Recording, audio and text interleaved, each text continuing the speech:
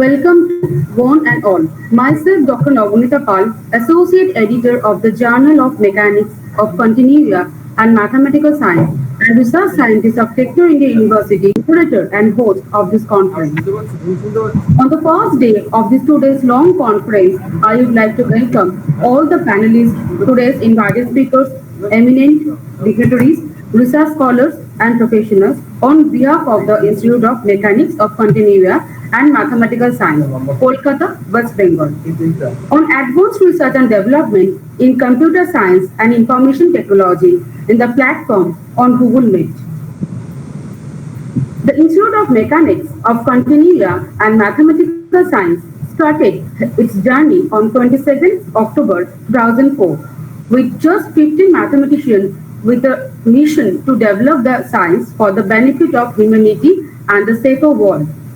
Professor Pran Ranjan Sengupta, eminent mathematician and scientist, the founder president of the institute, believed that the research and the development of mathematics in India would shape the future of science and technology of the world. We can fight against world hunger or global warming, cancer or terrorism, the issues facing humanity at present.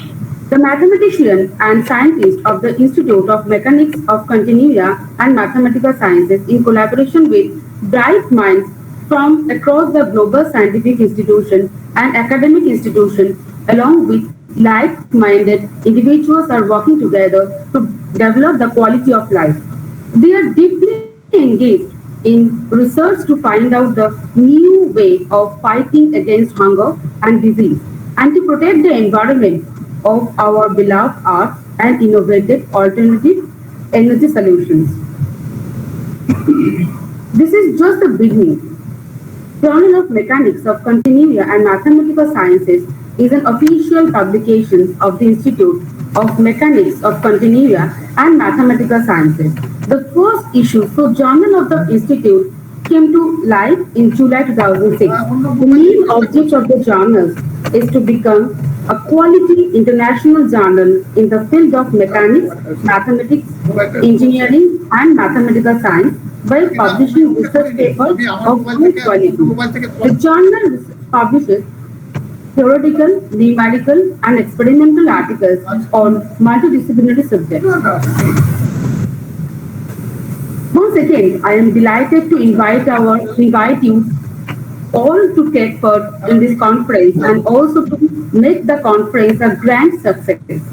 Before the inauguration message from the president of this conference, we are going to celebrate our lamp lighting ceremony with some unforgettable words of Rabindranath Tagore, which is our motto.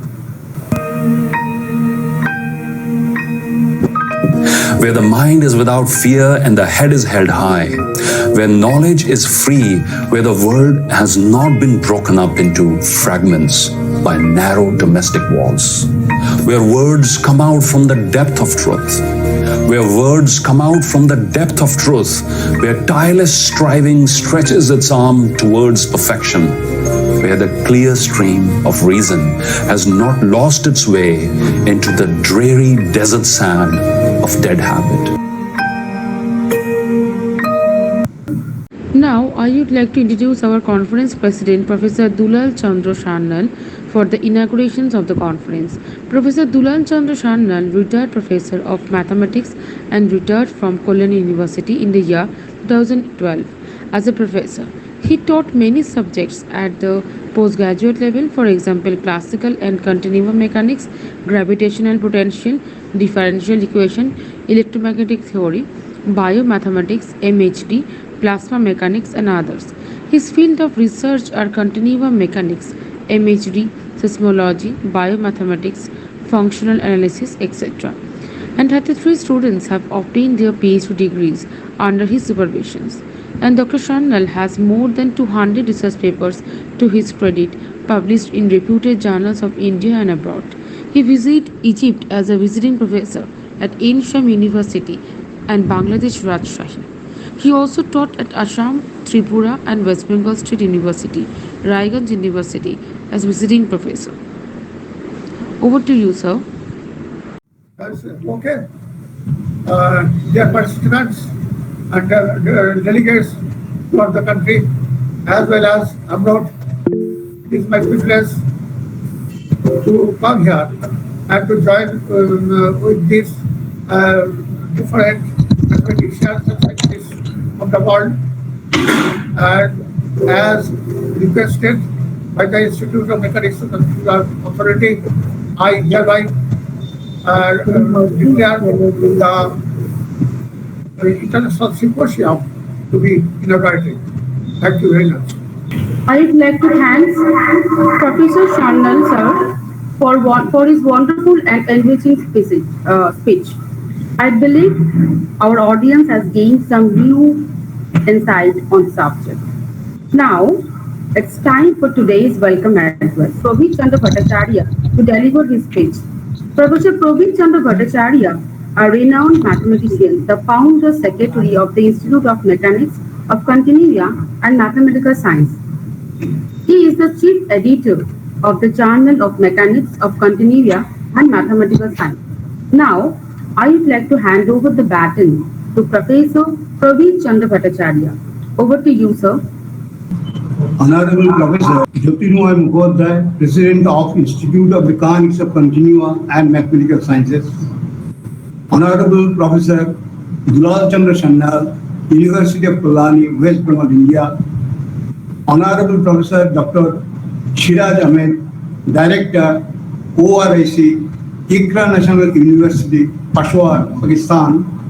Honorable Speaker, Professor Dr. B.M. Ikramul Haq, Department of Mathematics, Khulna University of Engineering and Technology.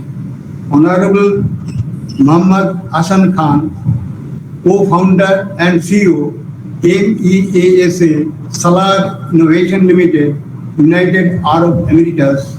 Honorable Dr. Navarunde, Assistant Professor, IIT, Vadodara, India. I congratulate all distinguished scientists, professors, and professionals from industries, authors, research scholars of the following countries: India, USA, Malaysia, Nigeria, Uzbekistan, Pakistan, Afghanistan, Iraq, Iran, Qatar, Oman, United Arab Emirates, and Bangladesh.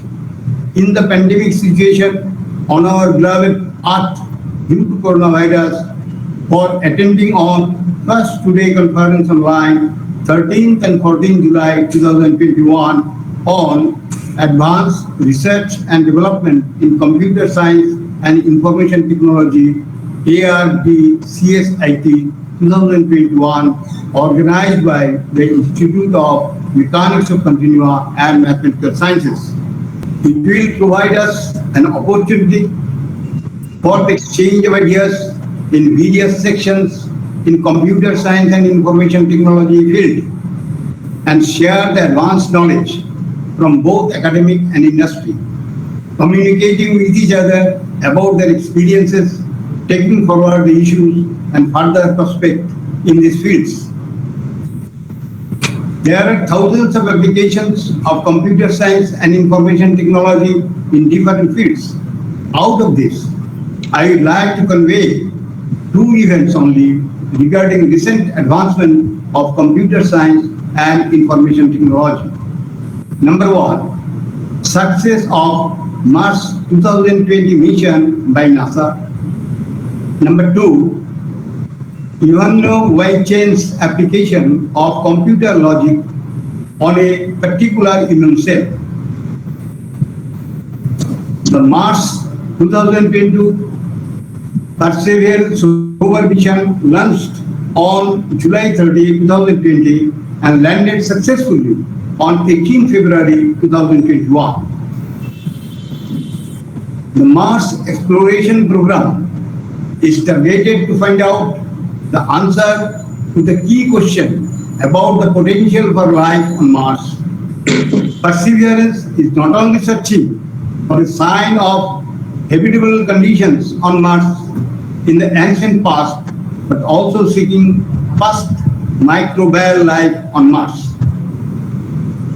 The method adapted by Perseverance rover for terrain relative navigation works are using images from the Mars orbit. The mission team creates a map of the landing site. The rover stores this map in its new computer brain designed specifically to support terrain-related navigation. Descending on its parachute, the rover takes pictures of the fast approaching surface. To figure out where it is headed, the rover quickly compares the landmark it sees in the image to its onboard map. Armed with that knowledge of where it is headed, the rover searches another onboard map of safe landing zones to find the safest place in each to its stage. The rover can avoid dangerous ground up to the above 1,100 feet, that is 335 meters in diameter, by driving forward towards the safer ground. In that way, the Perseverance rover landed on the red planet on 18 February 2021 successfully. The rover introduced a deal that can collect a core sample of the most promising rocks and soils and store them on the surface of Mars so that a further mission could potentially return these samples to the Earth. Mars exploration program also includes the testing method for producing oxygen from the Martian atmosphere, identifying other resources such as subsurface water, improving landing techniques, and characterizing weather, dust, and other potential environmental conditions that could affect further astronauts living and working on Mars. Please let me allow to discuss the next event, that is Ivanov-Wychen's application of computer logic on a particular immune cell. Dr. Ivanov-Wychen, Associate Professor of Microbiology, Immunology, and Molecular Genetics at the University of California, Los Angeles, had introduced computer logic on a particular immune cell. She had used synthetic proteins known as chimeric antigen receptors, CRS, to modify the immune cell T lymphocyte so that it could look for two fragments, CD19 and CD20, examples of immune system stimulating molecules called antigens. This meant that if the cancer that was attacking underwent a mutation that rendered one antigen unrecognizable, the T cell could still use another one to find and kill the cancer cells. Instead of using existing biological terminology as bispecific cell, she called an ORGAT CR T cell because of its ability to recognize one target or the other. The concept of an ORGAT is more familiar in computer science, where it refers to a logical operation that is triggered in the presence of either of two input options. But this describes in new letters what the cell actually does and distinguishes it from other type of bispecific CRT cells.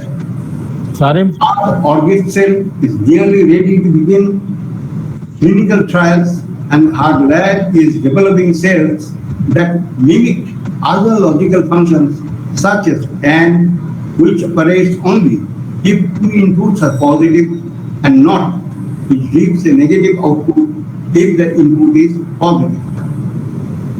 Technology and concepts from computer science are gaining unprecedented capability for genetic editing tools and Cas9 technology allows the more tiered editing of game by improving the mechanism or system by making a fine adjustment to that transcription factors which copy DNA one at a time and in various combinations to see how it changes the cell. The scientists are creating a vast collection of data. The computer scientists to build a model of what is going on, and on the other hand, other researchers creating therapies which are based on patients' own immune cell. This is a new understanding of embryo development. One day, it might enable people to create untapped products for human gain. At present, human life on Earth is under threat due to coronavirus. I hope we shall overcome the pandemic situation. Thanks to all. Thank you so much, Professor Bhattacharya, for delivering such an awe-inspiring lecture. I hope our audience has thoroughly enjoyed your speech, sir. Now, I'm honored to invite our eminent guest professor, Dr. Sriraj Ahmed, is a keynote speaker of today's event. Professor Sriraj Ahmed, Director ORIC, Ikra National University, Peshawar, Pakistan. Dr. Sriraj Ahmed is a renowned scientist and researcher in the KP province of Pakistan from the heritage city of Peshawar. He completed his doctorate degree under the supervision of Professor Nabeen Jabi from TOM SATS, Islamabad, in the field of underwater and body area sensor network in 2015. He has more than 190 publications to his credit to date in reputable journals of the world. 4 students have obtained their PhD degrees under his supervision, and more than 15 MA students to date.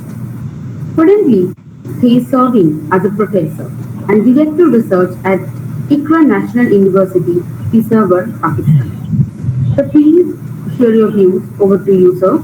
Okay, thank you very much. First of all, I am much thankful to Prabir sir for inviting me to this grand event, and the contributions of Mr. Prabir Bhattacharya in the field of computer sciences and research is not hidden from anyone.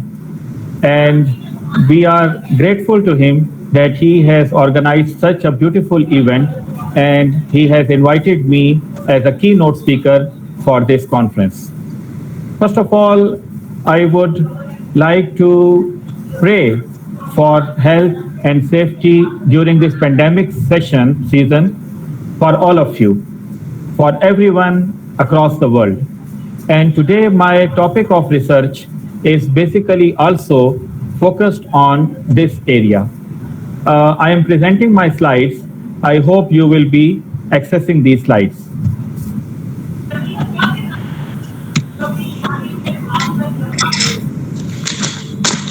Are these slides visible to everyone, please?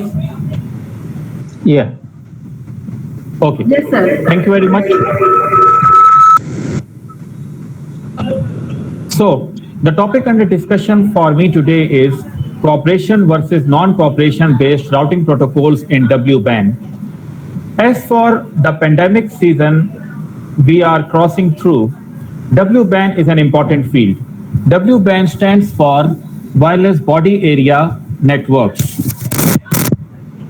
What is Wireless Body Area Network? Wireless Body Area Network consists of tiny intelligent devices, which are the sensor nodes, and these devices can be deployed inside the body, on the body, anywhere. It can be in the form of a ring, it can be in the form of a pocket device, it can be in the form of a button on our shirt like this. So they are very lightweight, but they are capable of sensing real-time physiological parameters of the human body. And normally the technology on which they are based, that is radio frequency, which is based on wireless which is based on wireless communication technology. So this is an example of how these sensors are deployed. If we can see this picture, in this picture, the devices are deployed on a patient, which can be a pacemaker, which can be a clinical thermometer, it can be an accelerator meter, it can be electrocardiograph. And the center of this is a hub where all the data is being collected by the doctor and it is being shared on the hub. But we normally, when we talk about the W-band field, we are not talking about a patient. This is a field which is related to a normal human being, which is working for its own task, and the data is being monitored. And the data is then transferred to a central hub. What we need today for a COVID patient is exactly the same thing, because doctors don't want to interact with the patient. The doctor is sitting in his clinic, the patient or a normal human being is working on his part, on his field, and the data is being regularly transferred from his working area to a centralized hub, which is a doctor's clinic. Now, if a patient or a normal human being feels some symptoms, the doctor, without any physical contact with the patient, he can monitor, diagnose, and subscribe to the patient or to the normal human being.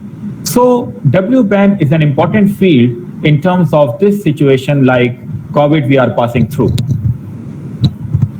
So these are the various applications of the W-band field. They can be the wearable band devices. For wearable band devices, they can read our EEG. For ECG or SpO2 pulse oximeter, they can measure the glucose level, they can detect the fault detection or any emergency call. And if they are implanted band devices, they can be the glucose sensors or cardiac arrhythmia, they can be the pacemaker, cardioverter, and so on. So these are the different examples which can be either wearable or they can be implanted inside a human body. If we talk about the non-medical applications of W-band, they can layer the level of toxics, they can be utilized for training of athletes, they can be used in war soldier applications, they can be used for animal monitoring in any field, they can also be used for the plant monitoring, and also, and very important, they can be used for neural interfaces, etc. But as other wireless sensor networks are, we are suffering for energy and other constraints, W-band systems have also their own constraints. They have limited energy resources, but we cannot utilize no redundant devices because of their cost. They have low transmission power. They create wave attenuation due to body. And if the body is in motion, then we come across topological challenges. Similarly, as far as medical information is concerned, we need high reliability and low delay, which is again a challenge for the W-band systems. Similarly, security concerns is one of another challenge or constraint.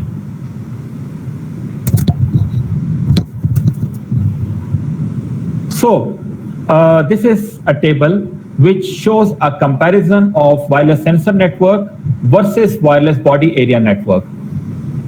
Now, as we all know, that wireless body area network is actually a sub-part of wireless sensor network. So somehow we follow the same problems and challenges in W-band as we face in WSN. For example, if we see the scalability, in WSN, this scalability is a challenge in terms of meter or kilometers, but in W-band, it is a challenge in centimeters and meters.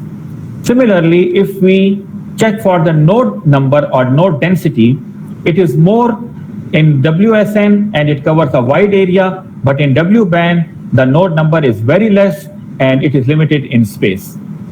Next, as far as result accuracy is concerned, result accuracy can be achieved through node redundancy in WSN, but we cannot encounter this thing in WBAN. Similarly, as far as node tasks are concerned, in WSN, the node tasks are mostly dedicated tasks. But for WBAN, we have multiple different types of node tasks which are there performing. Because if I talk about ECG, ECG is a different parameter. If I talk about blood sugar, it is a different parameter. If I talk about temperature, that is a different parameter. Whereas WSN, we don't find such problems. If one node is for fire detection, all the nodes are for fire detection. But on a single human body, we have multiple types of activities which are going on. Now, as far as node size is concerned, in WSN, we prefer the small size, but in WBAN, they must be essentially small because they should be lightweight as they have to be deployed on a human body which is in motion. As far as network topology is concerned, in WSN, it is mostly fixed and static, but as the body is moving, so the topology is variable in the case of WBANs. Data rates are homogeneous in WSN, whereas they are heterogeneous in WBAN. As far as node replacement is concerned, that is very, very easy in the case of WSN, but it's not so easy and very difficult in the case of WBAN. Because in WBAN, if, for example, there is a sensor node deployed on the heart as a pacemaker, it cannot be replaced for 5 years, minimum 5 years. So the things are not easy in the case of WBAN.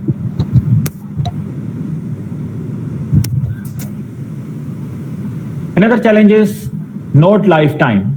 In WSN, they can be extended for years and months, but for WBAN, they have to be more than this. As I gave the example of pacemaker, so it must go on for a lifetime of more than 5 years because it's not easy for a patient to go for operation and replacement of pacemaker and again and again. For power supply, in WSN, it is accessible. We don't find much issue, but in WBAN, it is generally not easy. Similarly, for power demand, WSN required large power. For WBAN, they require lower power. In the case of energy scavenging source, solar can be one of the option, wind can be option, but in case of WBAN, the energy supplier or harvesting can be motion, which can be vibration and in the form of thermal heat or in the form of heart pumping. We don't find any other options. Similarly, biocompatibility is not important in WSN, but it is must for WBAN. Security level is lower in the case of WSN, but it is higher in the case of WBAN because it's an important data which has to be transferred to a doctor's clinic very securely. Impact of data loss is compensated by redundant nodes, but it is more significant in WBAN. The different technologies wireless which we encounter in WSN are Bluetooth, Zigbee, GPRS, and WBAN, whereas low power technology is required in the case of WBAN.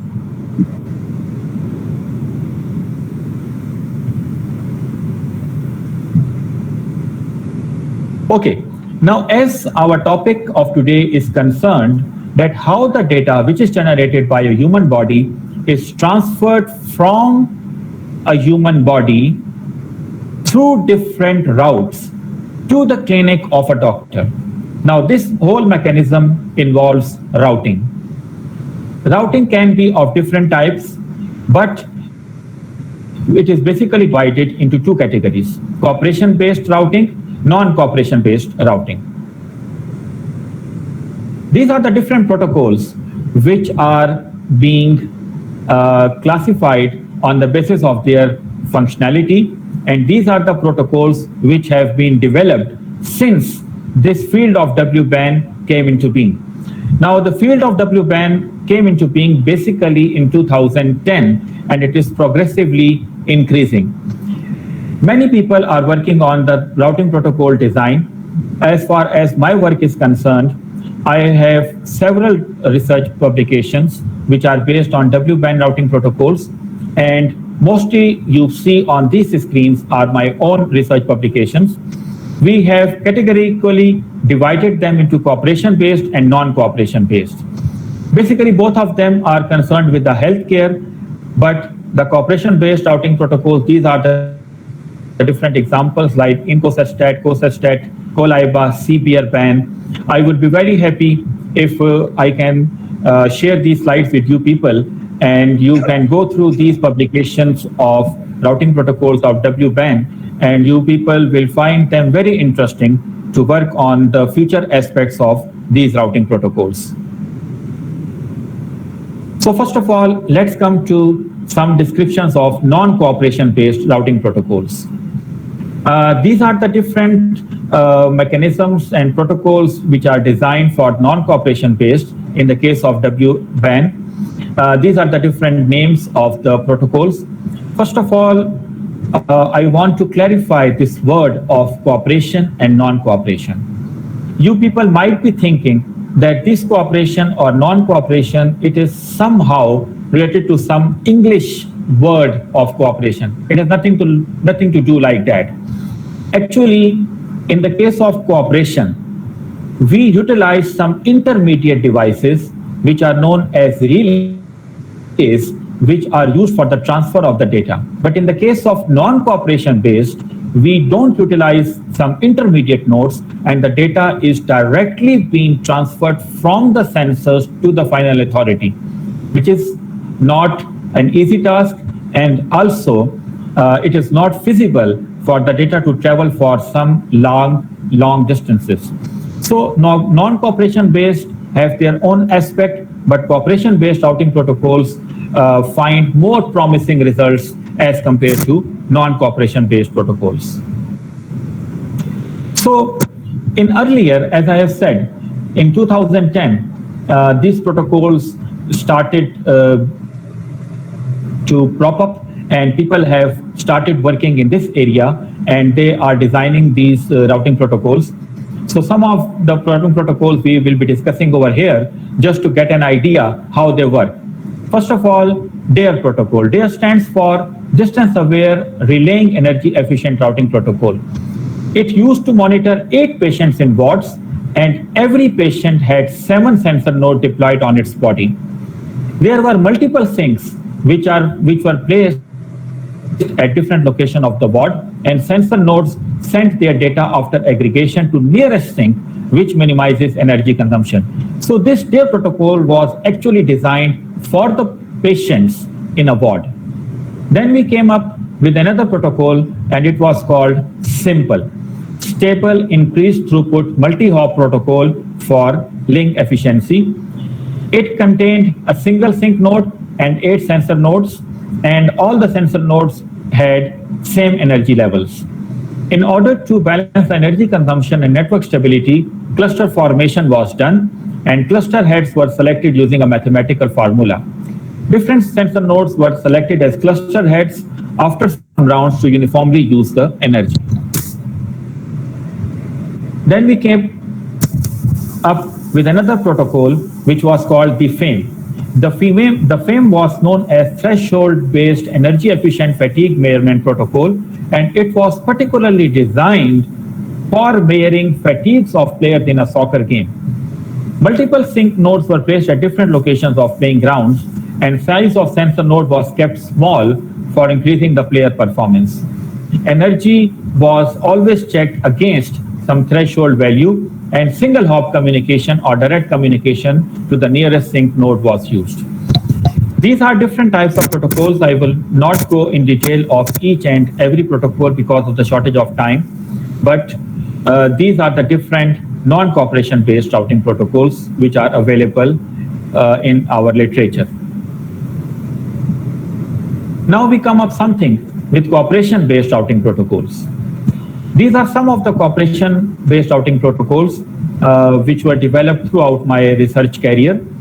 And Incosestat, Cosestat, IRWBAN, CBRBAN, Coliba, all of them are very good protocols. If I will be happy if you people go through them in these research papers.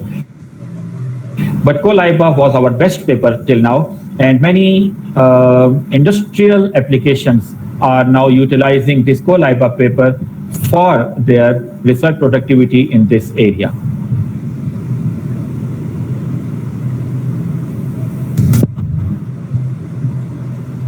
So I will be discussing only two of them in this particular event. CBRBAN. It's a cost-based efficient routing protocol for wireless body area networks. A special cost function, which is a mathematical function, is used for selection of forwarding or relay node. As I told earlier, that cooperation-based routing protocols basically utilize relays or intermediate nodes, whereas non-cooperation-based routing protocols do not utilize them. Energy efficiency and reliability of path parameters were taken into account for the cost function calculation, and the sync node was placed at the wrist. Sync calculates the cost function and is broadcasted to all the sensors, and network lifetime was improved using this cost function strategy. Then we came up for the CoLIBA protocol, which was an actually improved version of the LIBA protocol. LIBA protocol was a non-cooperation based routing protocol, and we introduced the concept of cooperation and got an improved version of the LIBA protocol, and hence it was named as CoLIBA. This protocol focused on the path loss and cooperation factors among the sensor nodes in W-band.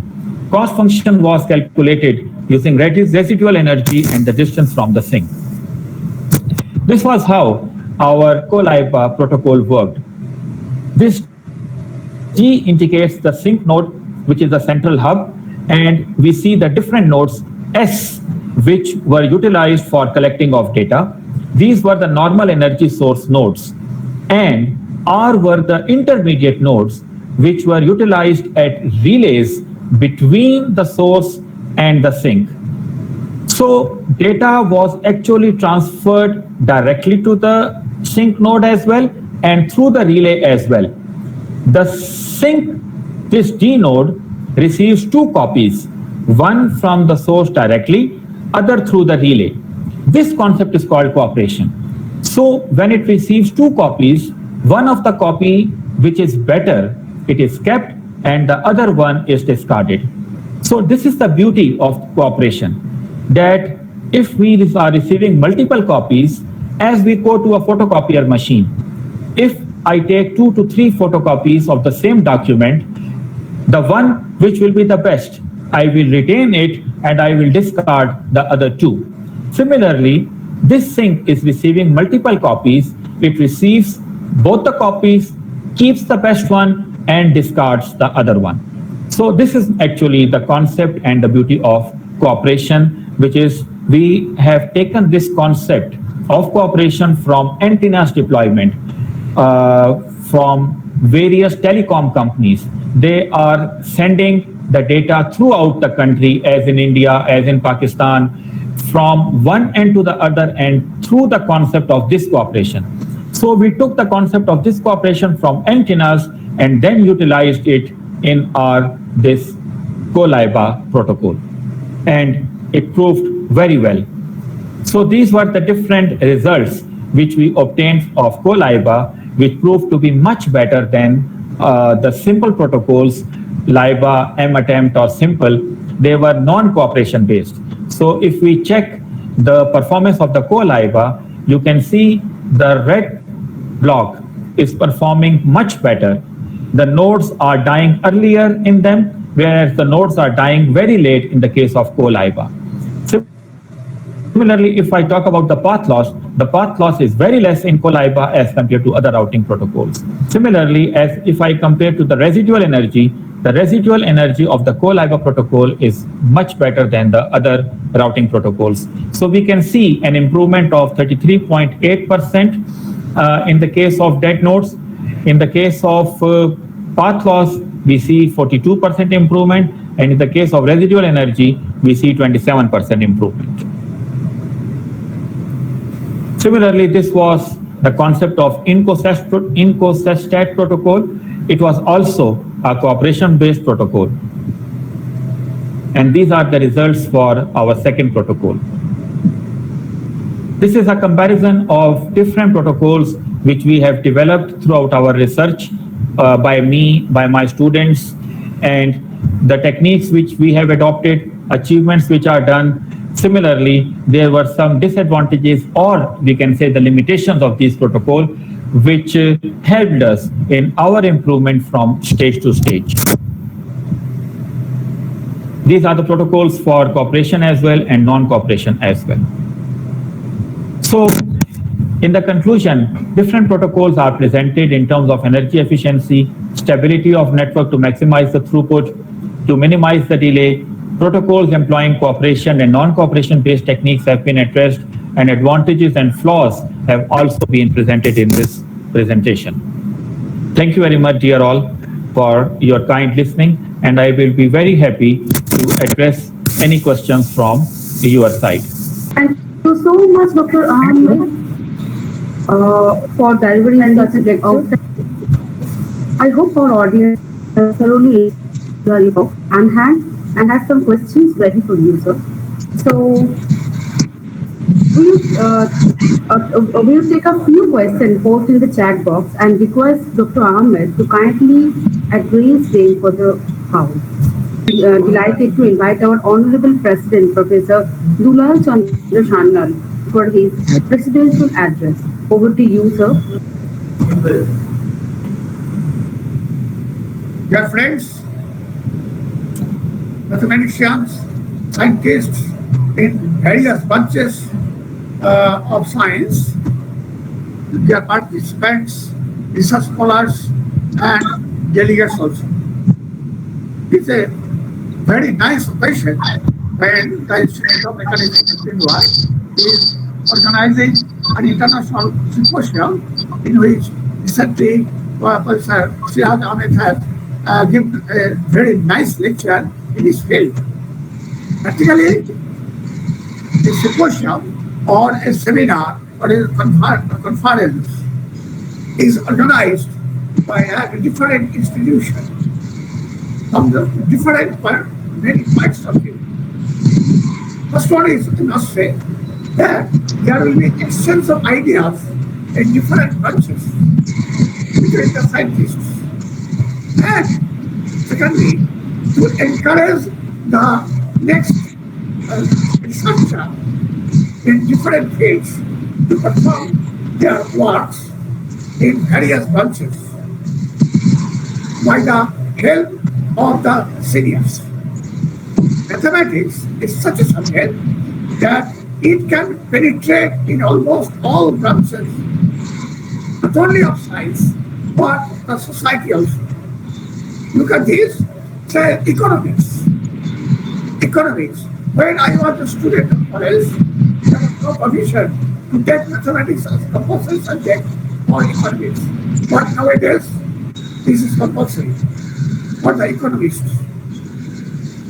If we say the application of mathematics in various, not only in computer science or in technology or engineering or like that, it also, mathematics has also penetrated in the most asymmetric subject also, like bioscience. And therefore,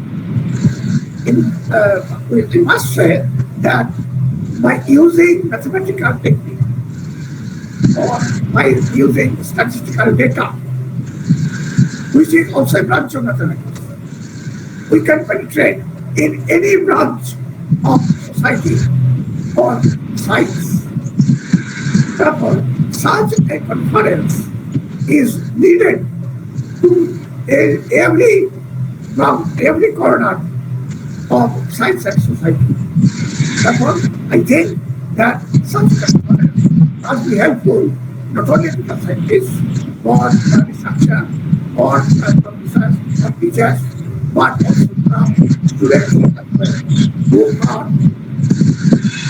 who are engaged in various branches of information technology and computer science, but also in other disciplines. In this pandemic situation, we are not able to organize a seminar offline, where it is seen that we discuss among the scientists for 1 hour, 2 hours, or 15 minutes. We exchange our ideas. But this is not possible in this online. And therefore, I must expect that such a conference, although very difficult, must be helpful to all of us. Thank you very much. Thank you, Professor Dulal Chandra Sharnal, sir, for his inspiring address to our participants. Here we are ending our inauguration session and going to start our technical session. Now, we are going to start our technical session 1. Now, myself, Dr. Navanta Pal, research scientist, Techno India University of West Bengal, and the chairperson of this session. In this session, we have with our 3 eminent guests from 3 different countries. First one, Professor B.M. Ikramul Haq from Bangladesh. Second one, Mohammad Ashan Khan from UAE. And third one, Dr. Nabarun Dev from India. First of all, I am inviting Professor B.M. Ikramul Haq to deliver his valuable work. Professor B.M. Ikramul Haq received his PhD degree from Rajshahi University of Engineering and Technology, Bangladesh in 2015. At present, he is a professor at the Department of Mathematics, KUT. Already, he is an author of 7 books at the HSC level and 23 books at the undergraduate level and 10 books at the postgraduate level and 30 international research articles in mathematics. His research area is nonlinear dynamics. Already, he supervised 3 PhD students, 4 MPhil students, and 8 MSc students. Now, over to you, sir. Distinguished guests, scientists, researchers, colleagues, and organizing committee of the conference, all are welcome in this valuable session. I feel pleasing to know that the Institute of Mechanics of Continua and Mathematical Sciences is going to organize a 2-day international conference entitled Advanced Development in Computer Science and Information Technology. On behalf of the organizing committee of the conference, I am offered to speak in the conference and so delighted as the conference brings together experts and academics from around the world. It has been a great honor and privilege to serve as a guest speaker in the conference. This is first international conference organized by Institute of Mechanics of Continua and Mathematical Science and is projected to be the first step toward a top-class conference on computer science and information technology. I believe that this international conference will give opportunities for sharing and exchanging original research idea and opinions, gaining inspiration for future research and expanding knowledge about various fields in computer science, information technology, and other related fields such as mathematics, statistics, electrical and electronic engineering, amongst a huge number of researchers in India and other countries all over the world. We know that humans are now mostly depends on technology, and the use of computer is found in every sector of our life. The principal areas studying computer science and information technology includes artificial intelligence, computer system and networks, computer security and cryptography, computational science, database systems, human-computer interaction, computer graphics and visualizations, programming language theory, software engineering, bioinformatics, and theory of computing, databases, information retrieval, information and coding theory, information and communications technology, information science, and information systems. Professionals in computer science work to develop computer systems, while information technologists master the use of these systems. Essentially, computer scientists create the building block that information technology professionals use to construct an operational technological system. I am a professor of mathematics of an engineering university. That is why I feel necessity of mathematics to build up every field of computer science and technology. Development of artificial intelligence system, machine learning, data mining, and computer graphics related theories and problems are heavily depends on calculus and differential equations. The science of differential equation is concerned with the behavior of moving particle or body which presented the dynamical systems. So any scientific computing will generally rely on a differential equation and its numerical solution. Differential equation may be used in computer science to model complex interaction or nonlinear phenomena. The model of simple video game involving jumping or jerking motion depends on nonlinear phenomena. Now, I would like to present one of my research work about this. The title of my research, Solution of Jerk Oscillator Containing Velocity Time Acceleration Squared, the method of iteration. The main agenda of this presentation, abstract, methodology, solution procedure, and finally result and discussion. Now abstract. Here we have used Hawk's direct iteration approach and extended iteration approach applied to obtain analytical periodic solution of the nonlinear jerk equation containing velocity time acceleration squared. Here we have used truncated Fourier series. It is important to all of area by taking different number of harmonics for different iteration steps. The obtained solutions give more accurate result than other and very nearer to the exact solution. This is the methodology. The equation on represents here the general form of jerk oscillator. Equation 2 represented the direct iteration scheme. Here D indicates the direct iteration together with the initial gauge x equal to a cos omega t. Here A is the amplitude, omega is the frequency, t time, with initial condition represented here by equation 4. Here we have presented equation 5, the extended iteration scheme. Here E indicates the extended iteration form with the same initial gauge and same initial condition represented by previous equation, that is the direct iteration form. Now the solution procedure by direct iteration method. Let us consider the equation 6, which is known as jerk oscillator containing velocity time acceleration squared. To make equation 6 to a second order differential equation, we have used a space variable y by the relation x dot equal to y. Then to make equation 7 to its standard form, we added omega square y on both sides of equation 7. Then it represents equation 8. Now equation 9 is the direct iteration scheme of equation 8, and to obtain first approximate frequency as well as first approximate solution from equation 9, we substitute here k is equal to 0.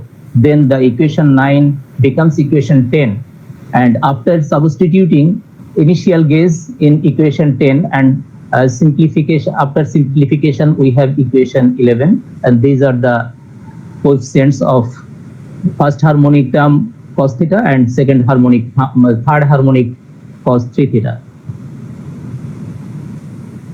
After applying the removing law of secular term, we know the secular term is the term including cos t, sin t. We have the equation 13. This is the first approximate frequency of the oscillator by direct iteration procedure. And from next iteration procedure, we have omega d1, which is the second approximate frequency. From further iteration procedure, we have omega d2, which is known as the third approximate frequency, and omega d3 is the fourth approximate frequency obtained by further iteration procedure. To use removing law, of secular term. And equation 17, 18, 19 are corresponding approximate solution of the oscillator first, second, and third. Now, extended iteration procedure. Here, first approximate frequency is identical to first approximate frequency obtained by direct iteration procedure. And from iteration scheme, we have the second approximate frequency obtained by extended iteration procedure, which is indicates here by equation 21, and a third approximate frequency by equation 22. And these two equations represent the first and second approximate solution of the oscillator obtained by extended iteration procedure. Now, result and discussion. Here we have used percentage error to calculate the error. This is the definition to error calculate. Here, table D1 shows the total result obtained by direct iteration procedure of the oscillator. Here A is the amplitude, T D0, T D1, T D2, T D1, D2, and T D3. There is a mistake. Represent the first, second, third, and fourth modified approximate periods obtained by direct iteration method. And this is the error from first approximate frequency, first approximate solution for amplitude 0.1. This is the error. This is the error of second approximate solution. This is third approximate solution, fourth approximate solution. For different amplitude, for that is 0.2, 0.5, on and 5. These are the another results. Now, comparison. Table 2 shows the comparison of the result obtained by direct iteration procedure, and here we have shown another result. Here TE indicates the exact period, TG the period obtained by Gottlieb, and TZ the period obtained by Jay et al., and TD the direct iteration procedure. Now, here we see that by comparison to all results, our result are better than to another result, another existing result. This is the error for amplitude 0.1. This is the obtained error for amplitude 0.2. This is the error from for amplitude 0.5. This is the error for amplitude 1, and on 0.51 it will be -1 for amplitude 1.51. Here we have seen that our result is better than to compare another result. Table E1 represent all the results obtained by extended iteration method of the oscillator. Here TE0, TE1, TE2 respectively denotes first, second, and third modified approximate periods obtained by present method, that is extended iteration method, and these are the result and corresponding error for different amplitude. Now, comparison table. Here we have shown TG, that means the result obtained by Gottlieb, the TZ result obtained by Jay et al., TD the result obtained by our direct iteration method, and T the extended iteration method. Here we see that to show from the error we have concluded that our result is better than to another existing result. Here most of the cases extended iteration technique is faster than to direct iteration procedure. Gottlieb has determined the solution by using harmonic balance method. We are not audible. But the solution obtained by Gottlieb were not accurate enough. The harmonic balance method used by Gottlieb is a lower order method of HB. This method is not able to carry the higher order approximation. In this situation, it is necessary to solve a set of intricate non-algebraic equation. Zheng et al. Has examined the comparison of two iteration procedure for jerk equation, but sometimes their technique is invalid.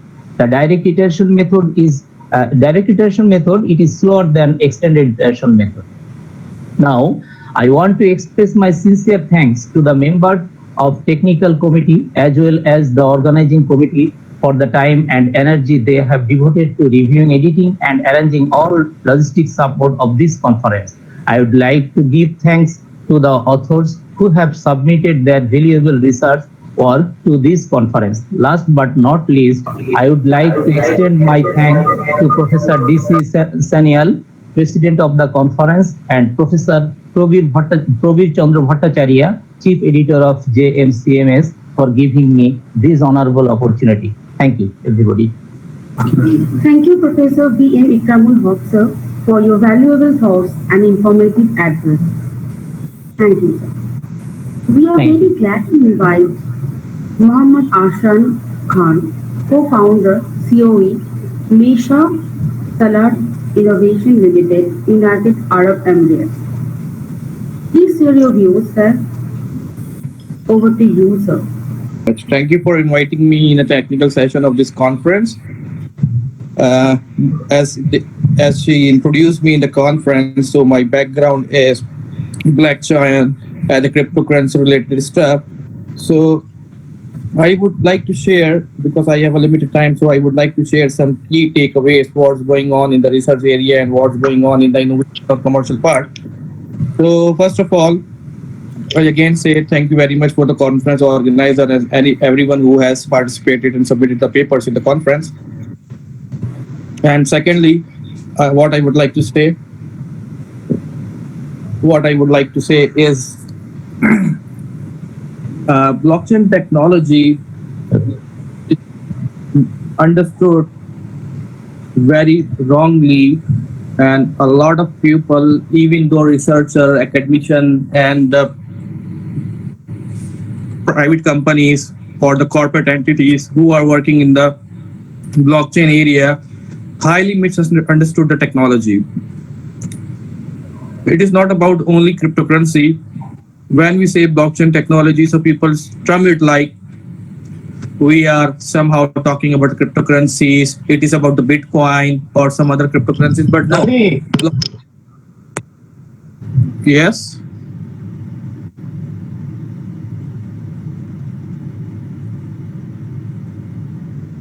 Okay. So please carry on, sir. Yeah, thanks. Thank you. So blockchain is not only a technology which can be used for the cryptocurrencies. It has several other sides. For example, from where we got the blockchain technology or the name of blockchain technology. So it is a part of fourth industrial revolution technologies, blockchain, IoT, machine learning, data science, software defined network. So all are came with the fourth industrial revolution. So blockchain is just a one part of that. Why we use blockchain technology and what social problems or commercial problems it can solve. I believe a lot of people fail to understand this. There are lots of things, use cases available for the research, for the innovation part, and for the industrial part, which are untapped. So I just quickly want to highlight them in this panel so listeners or the participants can understand better or can see there is another side of the blockchain technology which is not Bitcoin, which is not cryptocurrency like that. For example, if you are doing agriculture, you are belongs to agriculture, you have to innovate the agriculture environment. As we know all that India, Pakistan, Sri Lanka, and a lot of countries in the South Asia are agricultural economies. So there are lots of use cases where we can put the blockchain with some other technologies to take the leverage out of the pros the technology providing us. In this regard, there is a supply chain in the agricultural section. There is, like in the South Asia, there is a lot of problem in elections. So the same use case I will be presenting tomorrow, which is actually election. How can we conduct the blockchain elections and what advantages we get from them? So in my tomorrow session, I will be presenting my paper, which is a pure use case of blockchain technology for the elections. And right now, I am just giving you some points, which is like how can we use blockchain technology with some other technologies. For example, number one, IoT. How can we use the blockchain technology to IoT? So the point is, what are the fundamental advantages of blockchain technology we need to highlight? We need to figure out, for let's say, blockchain data cannot be delayed easily. Blockchain data is amendable or not amendable. Blockchain technology or the blockchain ledger, the network, be it public or private, can be hacked or not. These are all the points. These are all the advantages. And when we see the advantages and the points available over there, and we use those points with the other technology, be it IoT, machine learning, so we can make our system secure. For example, if there is a supply chain system going on, we put digital transformation through IoT over there. We can record the sensor data, each and everything over the system using IoT technology, machine learning. But the issue is there is a cyber security problems. There are loopholes, because usually whether you use any technology or not, what is the point is you use servers, which is centralized in nature, and it can be hacked easily. So what blockchain technology ensures, it will help everybody. It will help everybody as a participant or every company or a network to make or consider their system safe and secure. So it is immutable, unable to hack proof, and you can take the leverage out of it. So these are the few points which I would like to share with you. Tomorrow I will be sharing my paper, which is a election on the blockchain system, and I just wanted to share some few points in a limited time. Let me know if someone wants to have a question, or that's it. Thank you. Thank you, Mohammad Ashan Khan, sir, for your informative address. Medical emergency, Dr. Nevarun Dev from IIIT, Vadodara, India, unable to present today. So he has sent the video recording of his lecture, which we are going to play now. Good evening, everyone. Hello, this is Dr. Nevarun Dev from IIIT Vadodara, and today I'll be giving a very small talk on the future of research in computer science. So the time limit is really less, so I will not go into the details, but I'll introduce two concepts, some keywords which will help you to explore further research directions. Okay, so the first idea is one which discusses a topic which goes beyond conventional machine learning and deep learning. And the second one is even more interesting. It's something which I'll discuss. It's called person not found. So it's similar to error 404, which we know as page not found. I'll discuss this in the upcoming slides. So the first idea that we are discussing is something called federated learning, or it's also known as personalized machine learning, right? So basically it's an advancement over deep learning, which in itself is an advancement over machine learning. So this idea of federated learning introduces the concept of distributed environments in deep learning networks. So I will show a couple of pictures and try to just lay out the groundwork for this kind of a concept. So normally whatever we do in any kind of learning algorithm is to build a model, right? And that model, basically we have to train it and build it out of some training data, and then we can test that model on some test data and see how well that model is able to perform its purpose. Okay, So at the very generic level, what distributed deep learning does is that it basically creates the model, but not on a centralized data repository. Okay, so the data on which the model will be built, that data set is actually distributed across different terminals or devices, whatever you call it, right? The model ultimately has to be created and trained at a centralized level.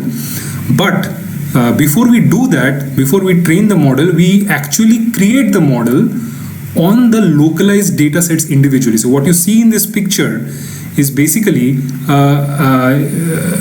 the centralized model is basically transferred to these devices. So basically what we are trying to say is that each of these devices, which you see at the bottom, have their own data sets. So we want to create a local data model at these specific devices, right? Now, what we do is basically we have our respective. So the first row shows the data which is available in the three respective devices, which are marked as blue, green, and yellow. In the second row, what you see is that the local model is being trained and created. Okay, so it's locally being, so three separate instances of the model is being developed at the three different sites. Okay, and once we have done with it, we test the model on the local data. Okay, and we see how well that model is being working on the localized or the distributed data set, right? Once we have these local models available at the individual sites, we again send them back to the centralized server, where the models are, you can say, kind of augmented or collated to create a centralized model which which tries to perform on any possible data set, right?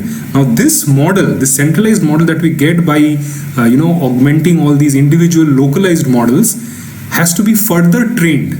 Okay, so the next phase, what we do is that we train this centralized augmented model on the distributed individual data sets.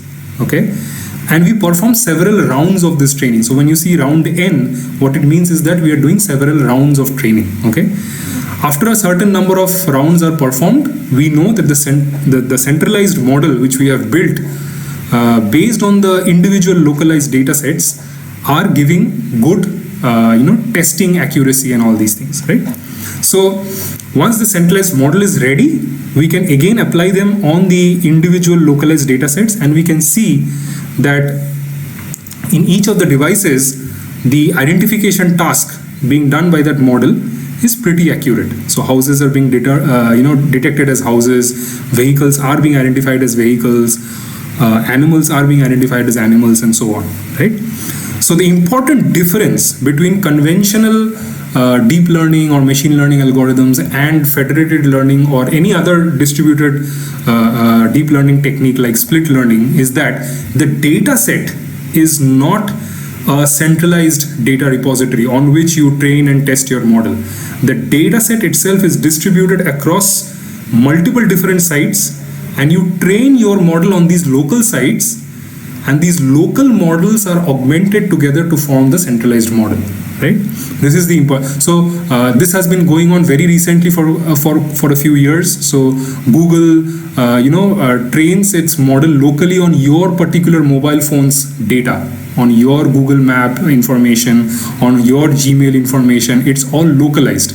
But then these localized models which are being created on each of our mobile devices, they are again collated at a centralized level and maintained by Google.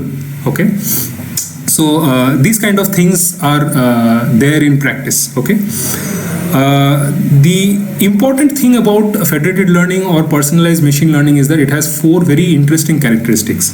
So because the models are being locally created, the first one is that it allows us to compare these local models and understand what is the commonalities and what are the differences between these models. So you see 2 models in this animation where there is a blue colored model and a yellow colored model which is being derived locally at 2 different devices, and then the green colored regions that you are seeing is basically what is the commonality. between these two models. Okay.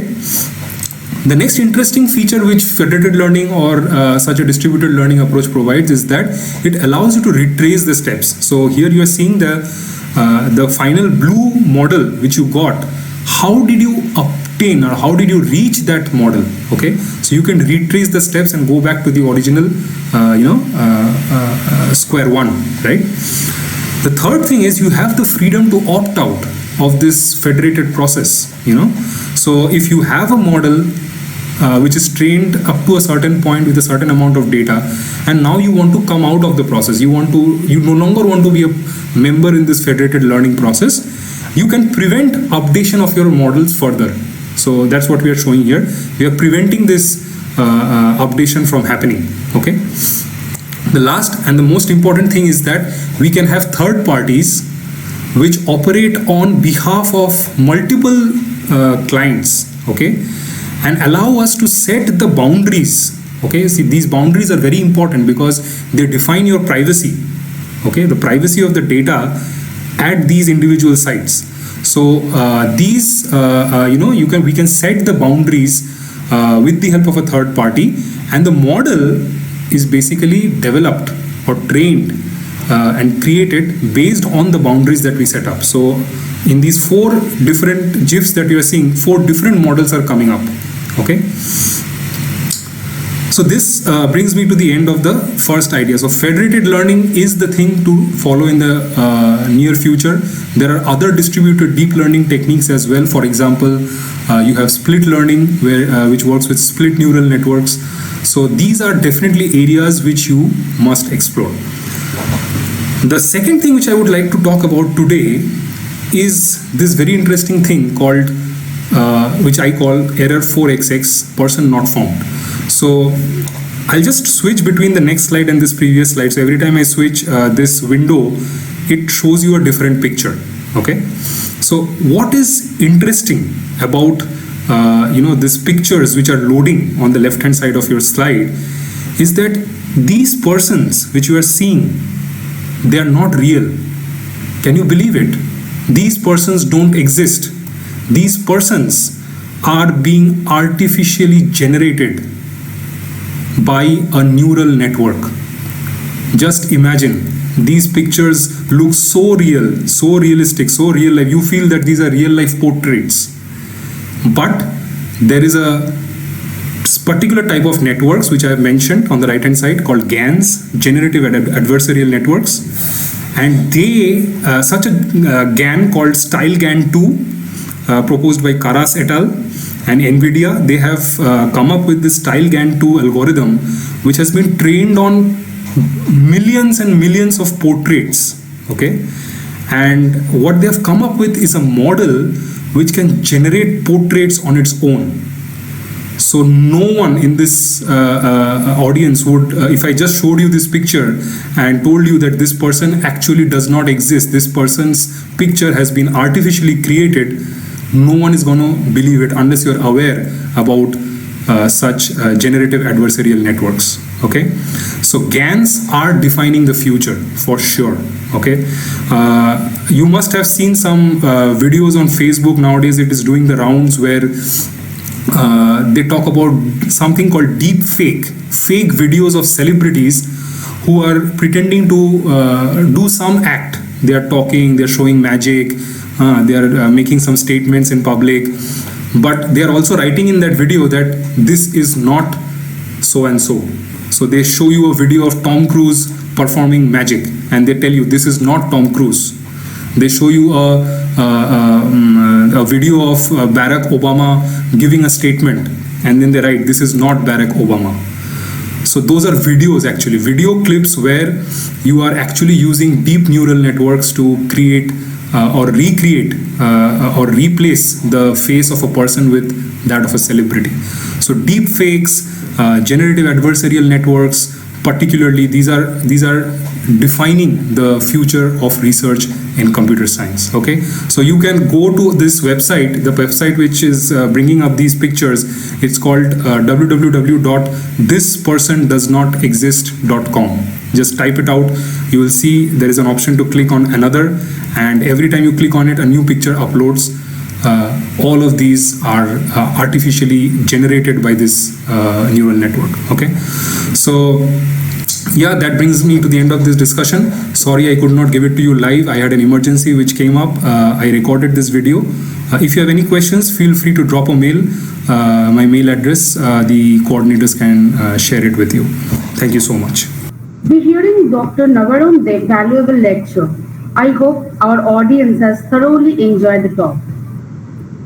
Now, with lots of memorable moments, views, and ideas, concluding today's event. This is end of the program. Thank you to all.